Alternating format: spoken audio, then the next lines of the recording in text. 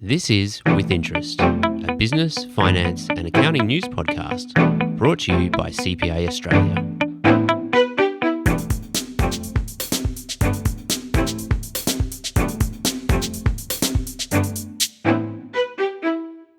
Welcome to With Interest. I'm Ram Subramanian, and in today's show, we are talking with Phil Butler about good governance in the not-for-profit sector.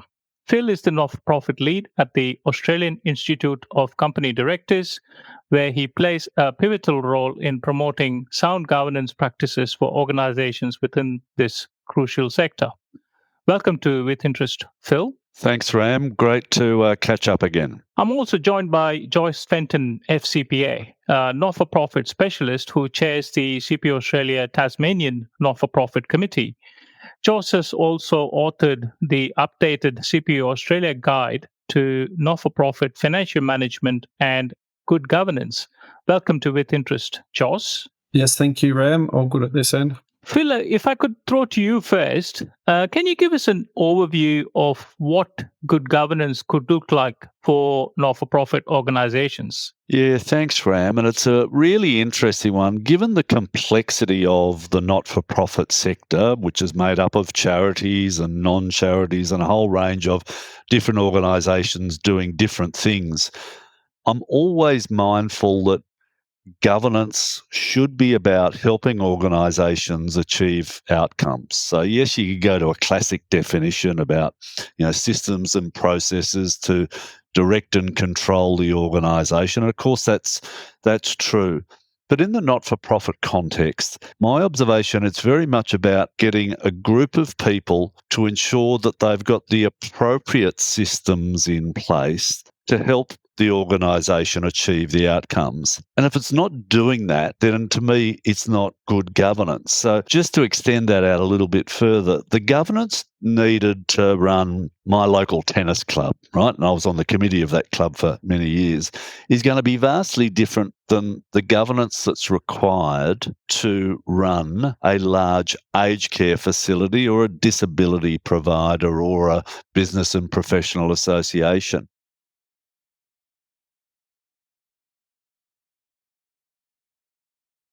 Yes, you will always need systems and processes, but they'll be different. They'll be less complex in a tennis club, more complex in a care governance environment. So often my first thought when I'm talking with people about governance is to be thinking about, well, what's the organisation? What's its purpose?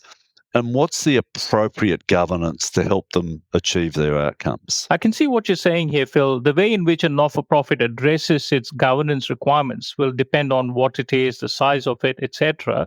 But surely you would say the principles of governance should remain the same regardless of the size of a not-for-profit. Yeah, I think the principles absolutely, Ram. And if I think about AICD's governance principles and guidance in the third edition released last year, it starts with vision, purpose, and strategy. And every organisation does start with that.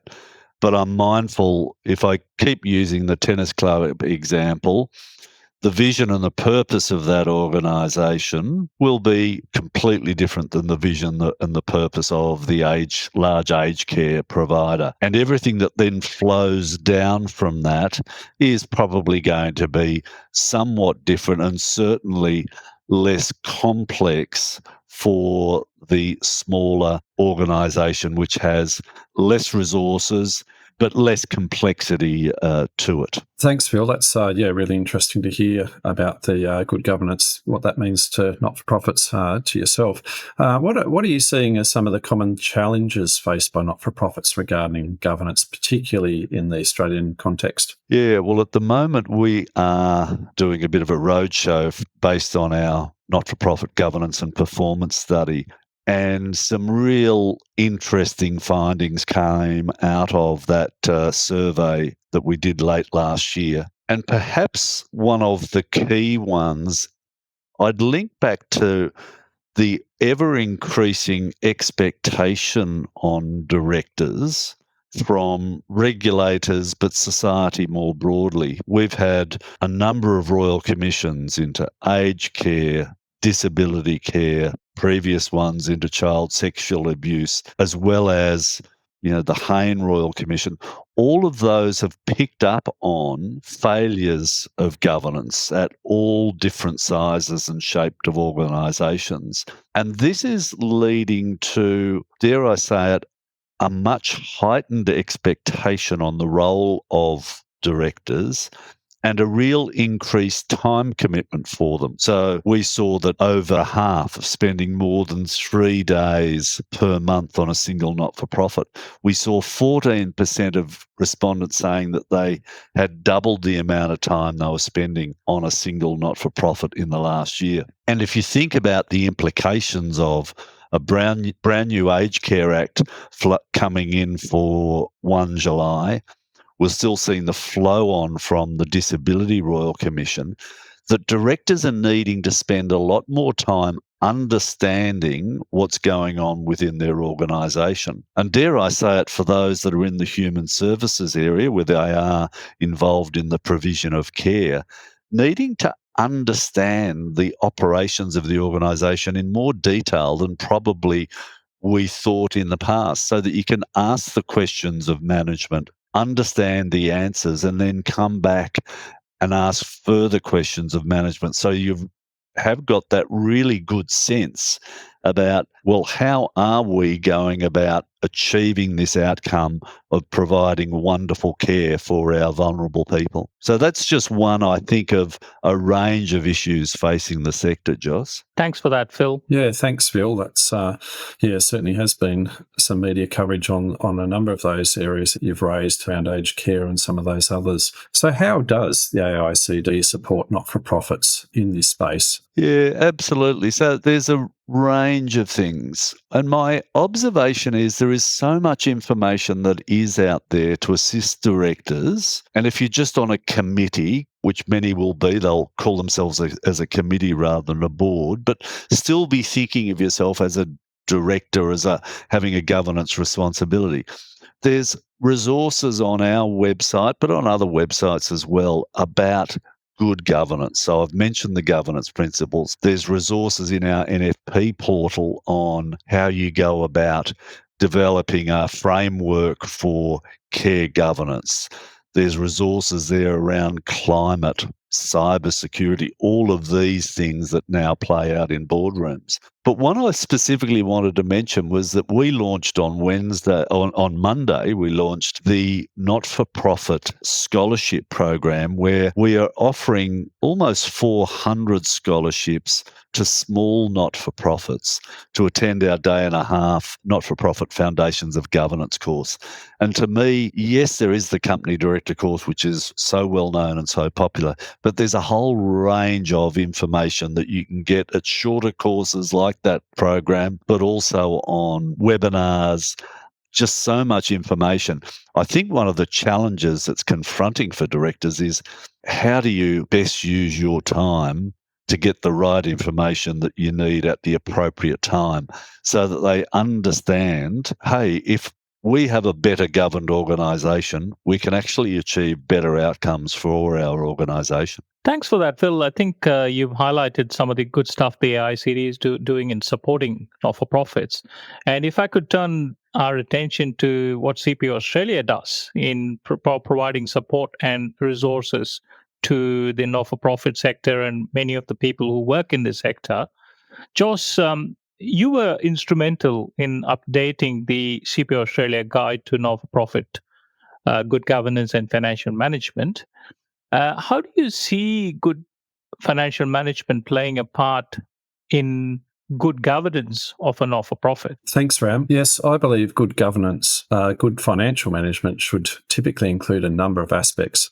First of all, risk management is particularly important, as most risks will have an impact on the finances of the organisation. Related to this, a system of policies, procedures and controls will also help manage those risks.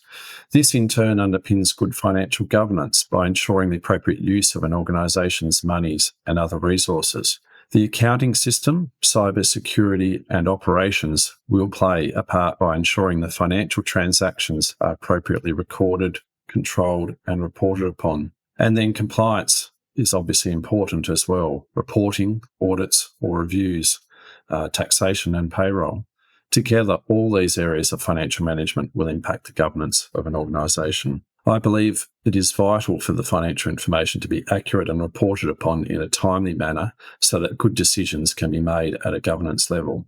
Reducing the risk of financial-related errors and fraud is also very important in good governance. I note the use of AI, artificial intelligence, has been reported upon in the recent AICD governance and performance study. AI can greatly assist in system controls, compliance, and reporting of finances. However, if the financial management systems are not appropriately set up and maintained, AI could just increase the amount of reporting errors. I'd suggest that everyone involved in financial management and governance need to pay attention to this rapidly increasing use of AI and help ensure that the financial information is accurate and useful.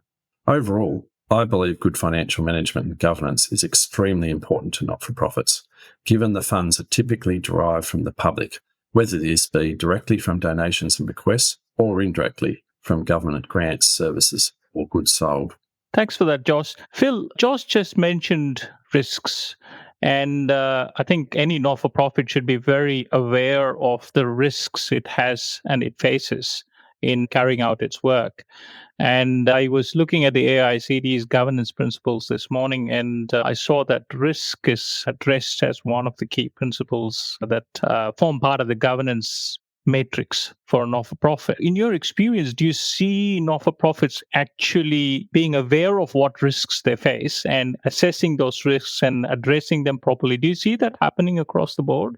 I'm seeing lots of different areas of risk, Ram, and to me it's a fascinating one. And you point out, principle 4 of the NFP governance principles and about the board, oversees a risk culture that aligns with its purpose, vision, and strategy. And I know I keep harking back to purpose, vision, and strategy, but I think it's really important that you do have that risk culture, risk appetite that helps to meet that. Now, if you're providing overseas aid, you may be in an extremely risky environment, and the board probably needs to establish a risk appetite and a very sophisticated risk matrix that's going to oversee those risks. Similarly, if you're providing care, thinking about the sorts of risks that can happen in that sort of environment. If you're, on the other hand, you're running an arts organisation,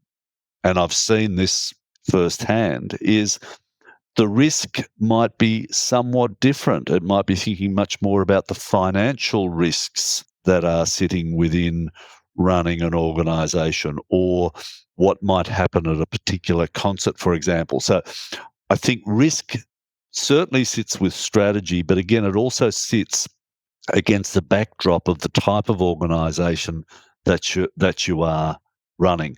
And perhaps just one final point is trying to align the risk appetite of the board with that of the staff, because I've seen instances where the staff may have a higher risk appetite than the board, and also that individual directors will have different risk appetites. So having a conversation around that at a board table is also a really useful thing to do. That's so critical what you've just said there. There needs to be total alignment between the board and staff on the risk profile and the risk appetite of a not-for-profit organization.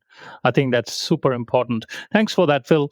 Maybe if I can turn back to you, Josh, and look at some of the positive things that come out of good governance and financial management for not-for-profits.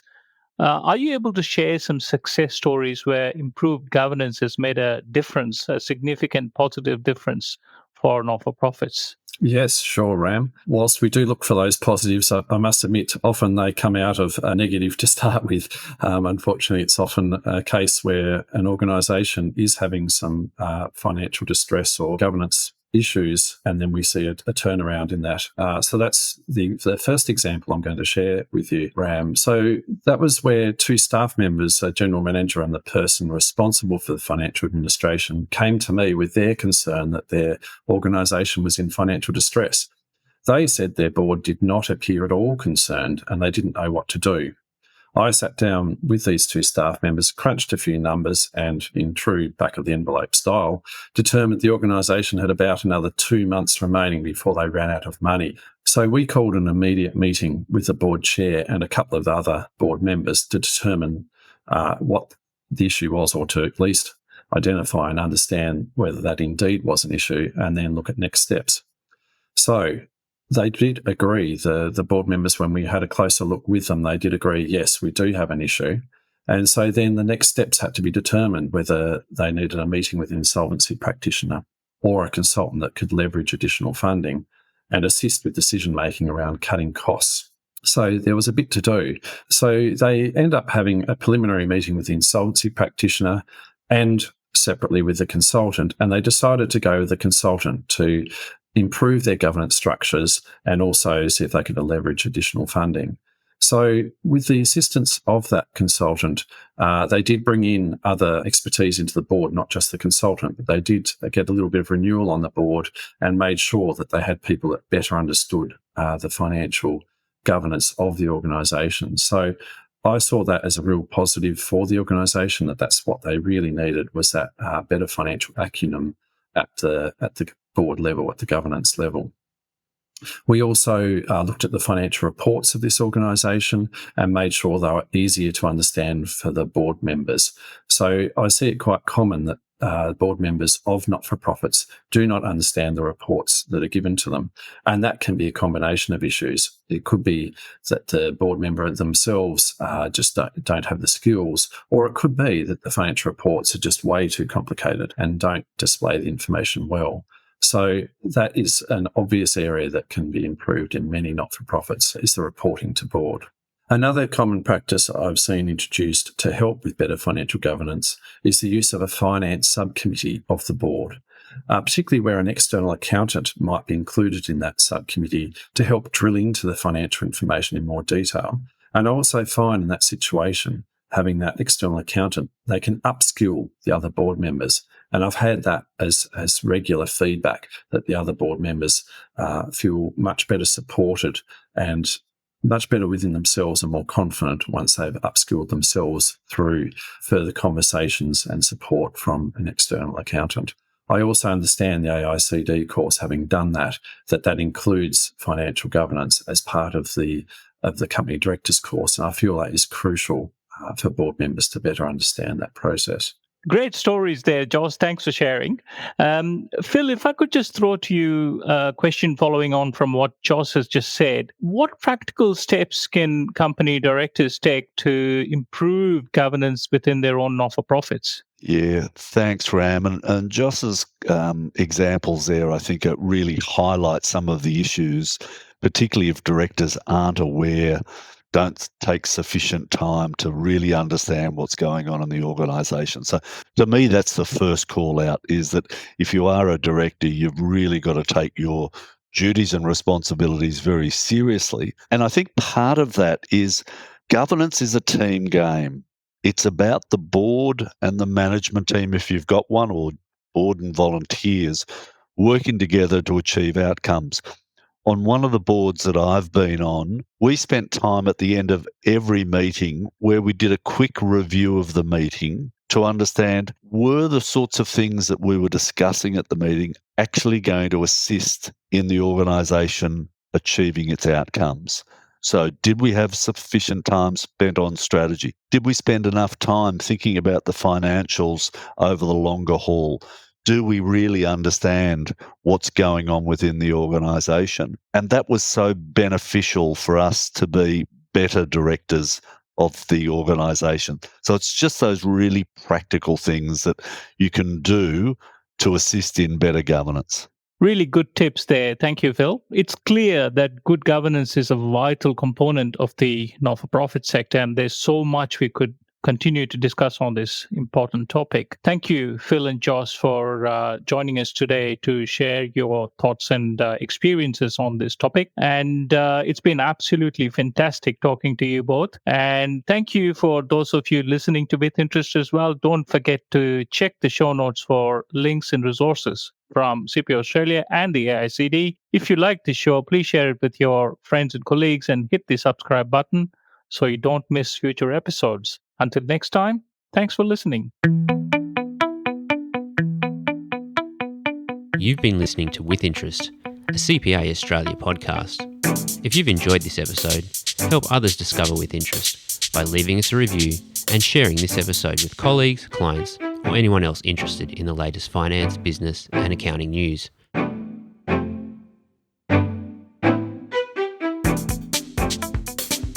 To find out more about our other podcasts and CPA Australia, check the show notes for this episode. And we hope you can join us again for another episode of With Interest.